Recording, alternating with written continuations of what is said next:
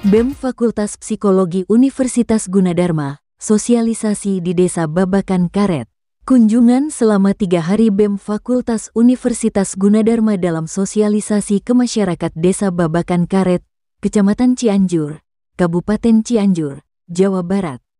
Pada Jumat tanggal 19 April tahun 2024, kunjungan sosialisasi 3 hari ini oleh BEM Universitas Gunadarma Fakultas Psikologi yang dilaksanakan di Desa Babakan Karet, menerapkan ilmu yang sudah dipelajari bisa menjadi wadah bagi mahasiswa untuk menerapkan ilmu yang sudah dipelajari di bangku kuliah dalam kehidupan bermasyarakat. Adik-adikku sekalian, pagi juga. Ini bisa dijelaskan apa sih yang dituju di Desa Babakan Karet ini ya? Mungkin sebelumnya saya izin untuk memperkenalkan acara kita dulu kali ya. Boleh. Jadi perkenalkan, nama saya Ale Kusuma. Di sini saya sebagai Ketua Pelaksana dari acara HOP 2024. Di sebelah saya sini ada Wakil Ketua BEM dari Fakultas Psikologi Universitas Gunadarma, namanya Dinar Armeni ya. Kami berdua dari BEM Fakultas Psikologi Universitas Gunadarma di sini menjalankan proker dari BEM kita. Saya kebetulan dari Departemen Sosial dan Kemasyarakatan. Jadi kita punya program kerja itu kunjungan desa. Nah, kunjungan desa itu namanya HOP. HOP itu punya kepanjangannya, Helping Out with Positive Energy. Di mana kita di sini punya tujuan untuk memberikan hal-hal positif nih buat orang-orang di desa, dan kita juga berharap dari orang-orang desa kita belajar sesuatu kayak gitu, karena kita pengen nih bawa teman-teman mahasiswa Fakultas Psikologi Gunadarma di Depok untuk berkunjung ke desa, kita belajar budaya di desa itu seperti apa, masyarakatnya bagaimana cara kita harus berbicara sama masyarakat, kita melatih hubungan interpersonal kita satu sama lain, kayak gimana kerjasama, dan banyak faktor psikologis maupun faktor soft skill maupun hard skill yang bisa kita latih di acara HOP ini. Nah, untuk acara HOP 2024 ini, kita punya tema yang namanya Grow Together with Love. Sebenarnya tema ini juga sejalan sama HOP, di mana tujuan dari tema ini adalah berharap kita dari panitia HOP sama masyarakat desa itu bisa bareng-bareng belajar kerjasama dalam hal apapun, baik hubungan, mau ada mungkin kita belajar bajak sawah mungkin di desa, dan kita juga di sini ngebawa sosialisasi nih tentang psikologi buat teman-teman atau masyarakat di Desa Babakan Karet, seperti itu.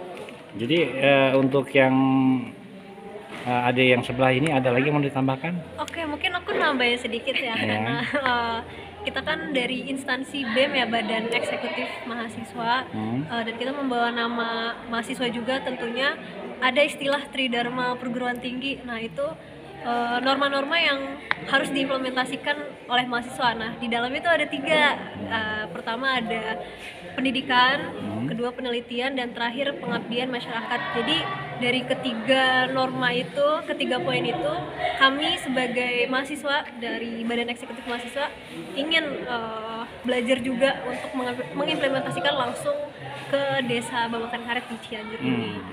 Dan juga untuk implementasi yang tadi 3 pilar yang ada sebutkan ya. Ini kira-kira nanti apa aja yang paling utama dan juga paling sifatnya yang lebih urgensi ya, yang dilihat dari sudut pandang adik-adik semua di sini untuk KKN ini ya. Mungkin aku jelasin dari segi pendidikannya kali ya. Kak Alia nanti jelasin dari segi pengabdiannya. Kalau dari pendidikan, kita kan bahas pendidikan pasti ada edukasinya. Tadi Kak Alia juga udah sebut sosialisasi. Jadi di hari pertama ini kita fokus ke edukasi. Jadi nanti kita akan ada pemaparan materi mengenai pernikahan dini ya, dasar-dasar pernikahan dini.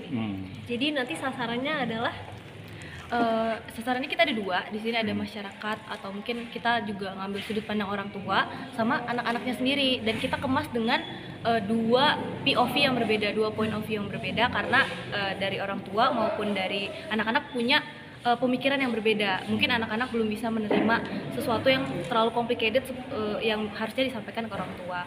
Dan mungkin untuk pengabdian masyarakatnya, kita di sini mungkin kalau KKN yang berbulan-bulan, tapi kalau kita itu cuma 3 hari doang. Jadi kita gimana caranya kita mengemas supaya kita tetap bisa memberikan ke masyarakat, itu berupa sosialisasi tadi, dan sesuai dengan kemampuan kita juga. Dan juga yang satunya kita pengen belajar dari desa ini. Nah kebetulan dari Bapak Kepala Desa, Bapak Isep Solihin itu memberikan bahwa di sini mereka punya banyak UMKM yang bisa kita kunjungin kayak gitu. Jadi di hari kedua kita bakal ngunjungin beberapa UMKM dan belajar dari sana juga. Dan kita juga punya games yang bisa saling main bersama sama masyarakat di Desa Babakan Karet ini. Oke, tadi saya tertarik ya dengan pernikahan dini ya yang Ade sebutkan ya. Ini langsung merujuk kepada orang tua dan juga anak gadis ya, ibaratnya kan sudah dilihat juga ya untuk efek dominonya tanda kutip ya. Pernikahan dini itu sebetulnya memang banyak sekali dalam artian dengan usia yang belum matang dengan kehamilan muda ini kan riskan sekali. Gimana sudut pandang Anda? Maaf Pak. Ya kan pernikahan dini kan. Iya.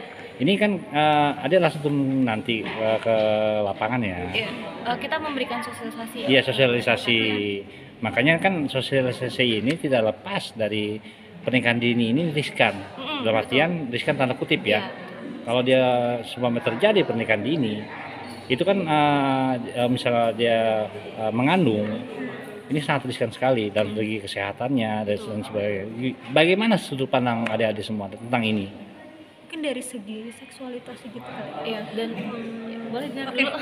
Tadi aku udah sempet review juga ya dari materi yang nanti akan disampaikan itu pertama kita kenalan dulu dari segi seksualitas dari diri sendiri gitu, dari kita sebagai manusia yang punya tubuh dari kecil diajarkan, kebetulan kami juga psikologi ya, diajarin juga perkembangan.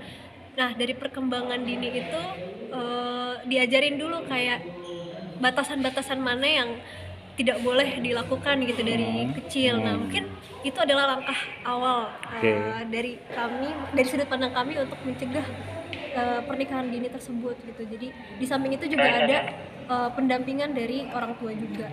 Gitu ya. Oke, untuk terakhir kali ya, bebas nih adik-adik yang mau jawab siapa. Notulen dari KKN ini di Desa Babakan Karet ya. Silakan notulennya gimana?